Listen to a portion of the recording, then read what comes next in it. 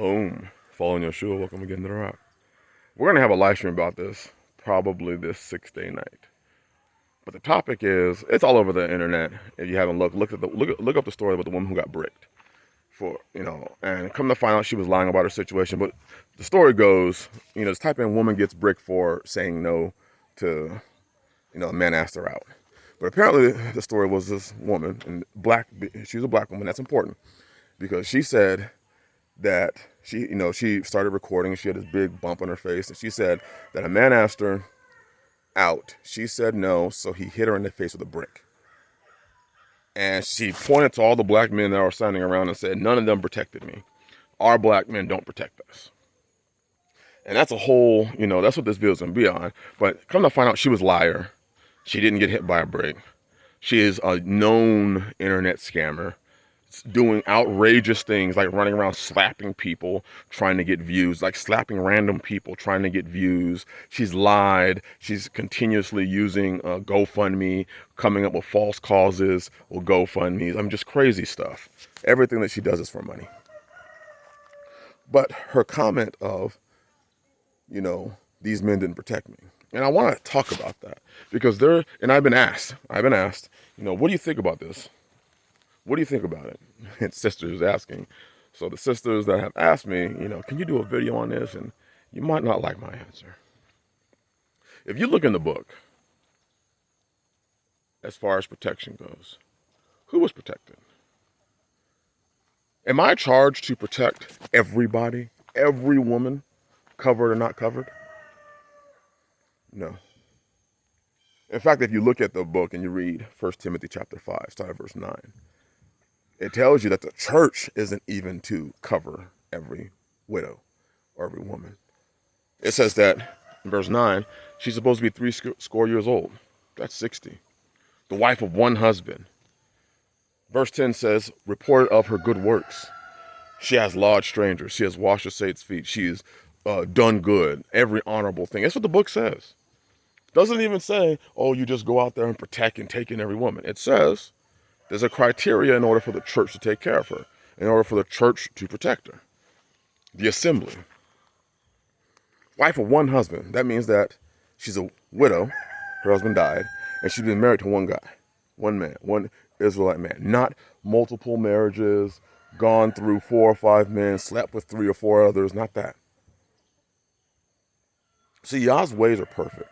And there's a criteria that he has. You read Numbers chapter 30, you'll see that in it's about vows and oaths, but it's about a woman's vows and oaths. And her protection only lies with her father and then with her husband.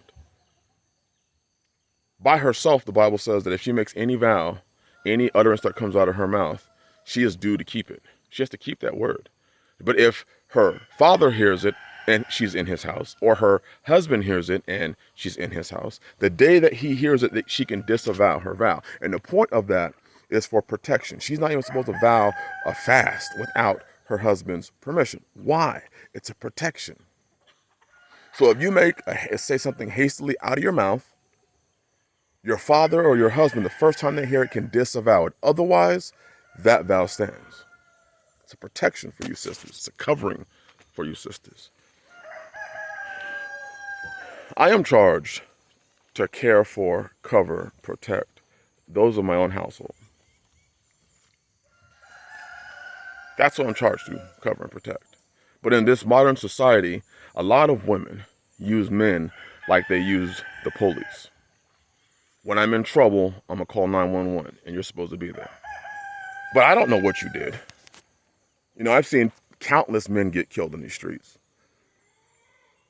Countless men get killed because somebody did something crazy. Usually it was a woman in his family line.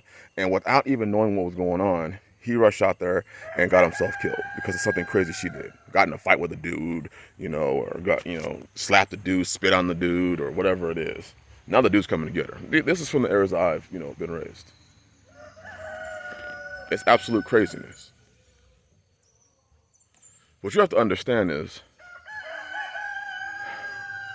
a woman who is uncovered, that's one of the reproaches Isaiah 4 talks about. One of her reproaches, she's uncovered, she's unprotected. Literally, her pudenda, or her nakedness, is being exposed. I am not to give a woman what my wives have worked for. See, they work for the protection, the covering, and all those things. They worked for those things. They put in the effort and the time. They became one with me. And I'm supposed to be willing to sacrifice myself. Sorry. I'm supposed to be willing to sacrifice my life. The life that Ephesians 5 tells me I should be willing to give for my wife. I'm supposed to sacrifice that for some random person. We're not talking about, if I have a brother who, because see, the reason why the Bible says report of her good works is because you don't want to waste your life for nobody. The women that are in my house, that includes my wives and my daughters, they're under my covering, so they're under my teaching, which means they are taught to not go out there and just do silly, stupid shit and get yourselves in bad situations. They're taught that. So they're not going to find themselves in those situations. That's part of the covering too, the teaching. But I am not charged to risk my life for any old person, any old woman, because she feels that she has the right. What about the widows and the fatherless? Well, the Bible talks about widows and widows indeed. This means real widows deserve honor. Not just any woman who claims to be a widow. There's a lot of women today that claim they're widows because they're single, they left their husband. A widow is a woman who, biblically, either a woman has not known man. It could be a virgin daughter, or it could be a woman that has not known man. It could be a woman that is a virgin. She was considered a widow. Also, a widow was somebody that lost her husband. It's not a woman that chooses singlehood. I choose to be single, therefore I'm a widow. If her husband died, she was a widow. Technically, if she was a virgin in her father's house, she was a widow. But not, I left my husband, so I'm a widow now. Or I don't want to be married, so now I classify as a widow. Now I get to receive what the Bible says about widows. No. We're going to have a conversation about this because I think there's some understanding that needs to be brought out about protection, because a lot of sisters believe that men just in general should be willing to protect them.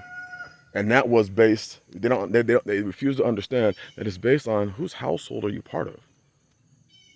Whose household? Father, husband, not any man. The last point I want to make is this. Oftentimes when the topic of polygyny comes up, women use a man's not supposed to take from his first wife, what the law says, he's not supposed to deprive or remove from his first wife to give to any subsequent wife. And most people don't have an understanding of that verse at all. But let's just play along. So you say that a man should not take away from his first wife. He should not diminish to get to a second. But at the same time, you're saying that a man should treat a woman that's not his wife the same as he would treat his wife. Because if he's willing to give his life for his wife, he should also be willing to give his life. He should be willing to diminish himself, his life, his resources, his protection for a person that may not even be keeping the faith, who refuses to be covered, who refuses to follow what the book says in getting a covering. He's supposed to be willing to give his life for that person the same way he does his wife, his daughters, all of the people in his household that are depending on his protection, on his covering. How does that make sense? You see, because to be the wife, you would have to humble yourself, you have to submit yourself. And most don't want to do that, but they want the rewards that come along with it. They want the rewards that come along with being submitted, with being holy, with being with having your reproach taken away, but you want the rewards, but you don't want to do. That's like me right here. I'm looking at some of my gardens. You see a squash back there, a squash plant. That's like me wanting that squash plant to grow without putting in the work. We'll talk about this more in the live stream. But no, I do not believe that I am charged to run around being a superhero, protecting everybody, whether it be man or woman, simply because they exist. I charge is to take care of my household. That's what my charge is, to take care of those of my own household.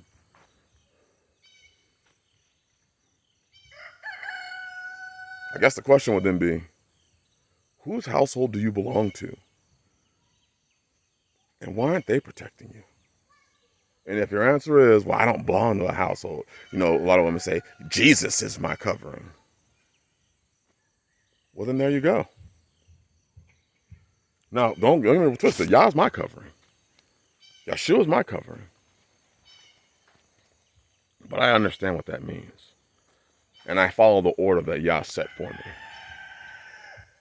So you can't run around saying, well, why isn't nobody protecting me? I don't know. I guess you should ask your covering, huh? Bless y'all. Think about what I'm saying. Hopefully I'll see you this 6th day, 7 o'clock Central Standard Time. I got plenty more to say. I just want to make this video 20 minutes long. Shalom.